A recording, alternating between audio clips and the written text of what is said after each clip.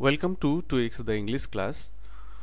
Today we are going to discuss about joining of sentences with relative clause. Relative clause join দিয়ে আমরা sentence frame করব এবং অবশ্যই এগুলো হবে কমপ্লেক্স সেন্টেন্স এবং রিলেটিভ ক্লজ দিয়ে যে ক্লজগুলো তৈরি হয় বা সমস্ত রিলেটিভ ক্লজগুলোই হচ্ছে সাবঅর্ডিনেট ক্লজ।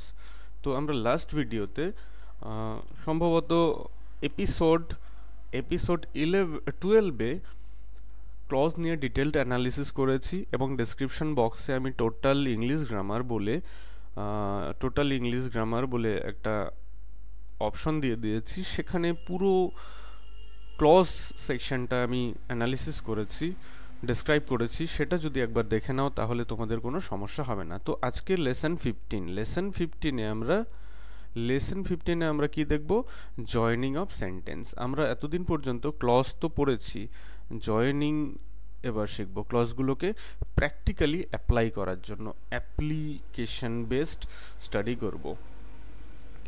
আর লাস্ট ডেতে আমি অ্যাডভার্ব ক্লজের যে ভিডিওটি বানিয়েছি সেটা পারলে একবার দেখে নিও, তাহলে সাবসিকুয়েন্ট আমরা যে অ্যাপ্লিকেশন বেসড যে স্টাডিগুলো করব সেখানে কিন্তু অনেক সুবিধা হবে। তো চলো আজকে আমরা দেখছি কিভাবে আমরা রিলেটিভ ক্লজ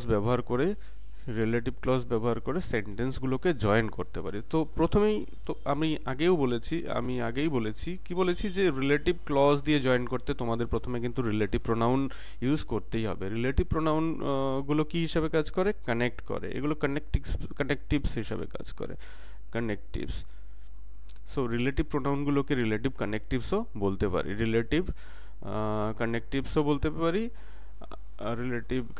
বলতে পারি, আবার কখনো কখনো এগুলোকে লিঙ্কার্সও বলা হয়। লিঙ্কার্স কারণ লিঙ্ক করে বা রিলেশন এস্টাবলিশ করে। তো এখানে দেখো আমি একটা চার্ট দিয়ে দিয়েছি, এখানে who, whom, whose, which, that, why, when, what, where এগুলো কিন্তু রিলেটিভ প্রোনাউন। আমি এর আগেও অনেকবার বলেছি বা এর আগেও ডিটেলড ভিডিওতে আমি রিলেটিভ প্রোনাউন, রিলেটিভ ক্লজ বুঝিয়েছি। তো চলো আমরা এখানে আর টাইম ওয়েস্ট না করে আমরা সিম্পলি আমাদের কোশ্চেন অ্যান্সার সেশনে চলে যাই। ফার্স্ট অফ অল দেখো এখানে ফার্স্ট কোশ্চেনে কি রয়েছে? Rabindranath Tagore was a great poet. He was awarded the Nobel in 1913। তো এখানে রবীন্দ্রনাথ টেগোর আমরা জানি এটা হচ্ছে ব্যক্তিবাচক। তা ব্যক্তিবাচক যদি রিলেটিভ প্রোনাউন ইউজ করি তাহলে হু হবে, কারণ তিনি হচ্ছেন, তাকেই নোবেল দেওয়া হয়েছে। তো আনসার এটা হবে রবীন্দ্রনাথ টেগর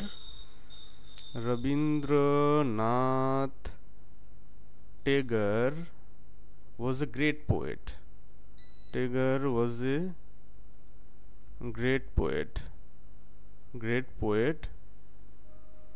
পোয়েট এর পরে আমরা হু বসাবো। এই হুটা কিন্তু রবীন্দ্রনাথ টেগোরের পরে এখানে বসালেও হতো, তাহলে সেন্টেন্সটা এরকম হতো, রবীন্দ্রনাথ টেগোর হু ওয়াজ এ গ্রেট পোয়েট। তখন আমরা একটা কমা দিতে হতো, ফুল স্টপের জায়গায় একটা কমা দিতাম, ফুল স্টপের পরিবর্তে কমা দিয়ে হি উঠে যেত। যাই হোক আমি এই পদ্ধতিটা একবার দেখাচ্ছি। Rabindranath Tagore was a great poet who ওয়াজ, তারপর বাকি যে এখানে আমি আর লিখছি না, এই অংশটি পুরো আর কোনো চেঞ্জ হবে না। He was awarded the Nobel in 1913, যাকে 1913-তে নোবেল দেওয়া হয়েছিল। এটা তুমি আরেকভাবে লিখতে পারো, রবীন্দ্রনাথ টেগরের পরে আমরা সিম্পলি এখানে হু বসাবো। Rabindranath Tagore who was a great poet, ফুল স্টপটাকে করবো কি কমা, এখানে হি উঠে যাবে, ওয়াজ অ্যাওয়ার্ডেড দ্য নোবেল ইন 1913। তো ফার্স্ট অ্যান্সার এটা হতে পারে রবীন্দ্রনাথ টেগর, হতে পারে না, অবশ্যই হবে Rabindranath Tagore was a great poet who was awarded the Nobel in 1913। আরেকটা হতে পারে রবীন্দ্রনাথ টেগর হু, কারণ পোয়েট আর রবীন্দ্রনাথ দুটোই ব্যক্তি, Rabindranath Tagore who was a great poet comma was awarded the Nobel in 1913। Next দেখো, he is an honest man, তিনি একজন সৎ ব্যক্তি। এভরিওয়ান রেসপেক্টস হিম, প্রত্যেকে তাকে রেসপেক্ট করে। এখানে দেখো পরের সেন্টেন্স কিন্তু হি দিয়ে শুরু হয়নি, পরের সেন্টেন্সটা যদি হি দিয়ে শুরু হতো আমরা হু দিয়েই করে ফেলতাম, কিন্তু সেখানে সাবজেক্ট রয়েছে ডিফারেন্ট, কিন্তু এখানে আবার হিম রয়েছে। এই হিম থাকলে আমরা হুম ইউজ করতে পারবো। মানে হবে যাকে। রবীন্দ্রনাথ তিনি একজন সৎ মানুষ, এভরিওয়ান রেসপেক্টস হিম, যাকে প্রত্যেকে রেসপেক্ট করে। যাকে ইংরেজি হচ্ছে হুম, সুতরাং হুম ইউজ করতে পারি। তো আনসার এটা হবে he is an honest man, honest man hmm, যাকে everyone, everyone respects from the bottom of his heart। এখানে অনেকে কি করে, এই হিজ এর পরিবর্তে দেয়ার হার্ট লেখে, কিন্তু মনে রাখবে এভরিওয়ান প্রত্যেকে, প্রতি এক, এটা কিন্তু সিঙ্গুলার, তাই আমরা হিজ লিখব। হি is an honest man hmm everyone respects from the, এখানে যেহেতু হুম ইউজ করেছি তাই এই হিম আর কিন্তু আমরা ইউজ করব না, হিমের পরিবর্তেই আমরা হুম ইউজ করেছি। তো এখানে হি ইজ অ্যান অনেস্ট ম্যান এটি হচ্ছে মেইন ক্লজ, মেইন ক্লজ। বাকি যে অংশটি দেখছো হুম থেকে স্টার্ট হয়েছে সেটা হচ্ছে সাবঅর্ডিনেট ক্লজ এবং অবশ্যই রিলেটিভ ক্লজ। নেক্সট দেখো, হি ইজ মিস্টার আগরওয়াল, এখানে সাবজেক্ট হি রয়েছে, কিন্তু এখানে পরের সেন্টেন্সে সাবজেক্ট হচ্ছে হিজ সন, আলাদা ব্যক্তি।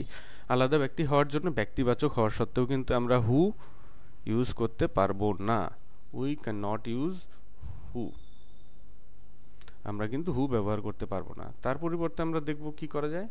এখানে আমাদের দেখতে হবে হিজ সন, হিজ রয়েছে, এই হিজটাই তার ছেলে, কিন্তু আমরা যখন জয়েনিং করব এটা হবে যার ছেলে একজন ফেমাস বিখ্যাত এন্টারপ্রেনিয়ার, উদ্যোক্তা, যার, তার ছেলে মানে যার ছেলে। যার ইংরেজি কি, রিলেটিভ প্রোনাউন হচ্ছে হুজ, তো হুজ ইউজ করলেই হয়। He is mister, he is mister Agarwal,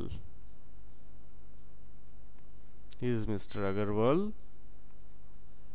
Agarwal whose son is a famous entrepreneur।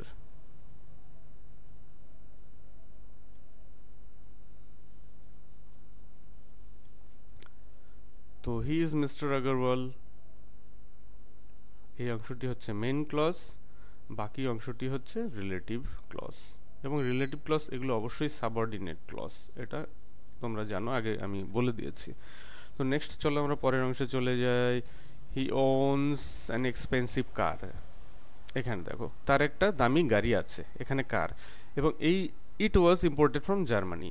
এখানে দেখো এই কার আর ইট একই জিনিসকেই বোঝাচ্ছে, যেটা জার্মানি থেকে আনা হয়েছে, এবং এগুলো বস্তুবাচক। বস্তুবাচক হলে আমরা হুইচ ইউজ করতে পারি বা দ্যাট ইউজ করতে পারি, এবং সেটা সব সময় নাউনের পরে ইউজ করব। তাহলে এটার অ্যান্সারটা কি দাঁড়াচ্ছে, হি, আচ্ছা এখানে ওনস হবে, হি ওনস অ্যান এক্সপেন্সিভ কার, তারপর হুইচ বসিয়ে দেবো সিম্পলি, হুইচ ওয়াজ